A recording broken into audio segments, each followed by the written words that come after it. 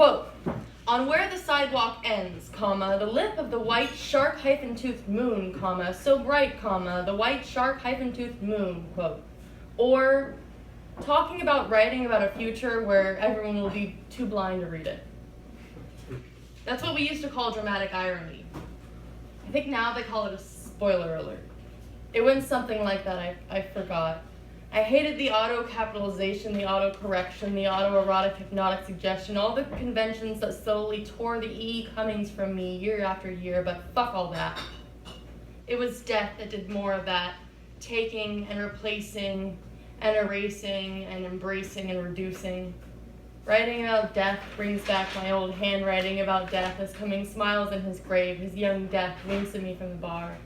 I can still smell the strange odor of flowers so strong that have begun to rot, and that smile that somehow deafened me or buried me in sound. See, you couldn't possibly understand. Just the way Anne Sexton's voice carried it, simply and solemnly in her tone, crisply as Plath, the carpentry of death, and the small noises I still knew. I, too, had dared the world to ask me what happened, the size and shape and story of my shame, but my soul, that leaky spout, wouldn't let another mouth carry this heavy and deathly romance, this curse even as a question. Which is never quite a question, right? Like we're on Jeopardy, like we're in Jeopardy, disqualified for semantics as if we ever had the right tricks we were meant to answer with our own riddles. Sprinkle our secrets like a poet or some kind of snake charmer. Some of our shame we tried to name and answer instead of ask. I rarely board up the past. I rarely phrase things wrong, but take turns too fast. But thank the saints have never crashed. Still, I've seen enough of this world's greatest and most solemn things, an egg hatching, the Sistine ceilings, the answers raining down in photographs, and the funerals of friends, that frankly, my dear sir, I don't want your fucking briefcase. I've spun this wheel. I don't want your grand sir fucking prize. I'm dizzy. The canned laugh is every tomb we will someday be condemned to. I'll take my time getting there. I'll be choosing mine.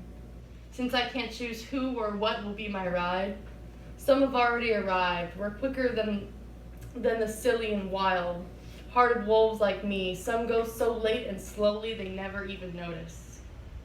It's these kinds of truth that sprung me from Zeus's head, cracked some corners into my smile. All sea foam, these echoes, these epiphanies. They don't ever seem to come on time. Nobody fights fair. Nobody bites fair. It's tooth and nail out here on the smooth, tough earth. My smile also refuses not to shift in plates as pressure suits it. Spinning plates beneath two shifting kaleidoscope eyes dancing with a grave understanding. Finally, no one is asking any more questions. Have any more questions. I study philosophy and can tell you for a fact that nothing will ever be exact again. But we make the closest approximations. I try to trust them. We trespass and I don't blame them. I don't expect now to be enlightened, I just want to be alive. I know it's deep and dangerous, like some cold lake we were all too used to diving in, especially when bright summers, always swimming out further than the others dared, further sometimes than your friends' voices dared to arc after you, across those nearly still waters. Murky green long days when you dipped as hard and fast and deep as you could, making your young body like the knife it always wanted to be.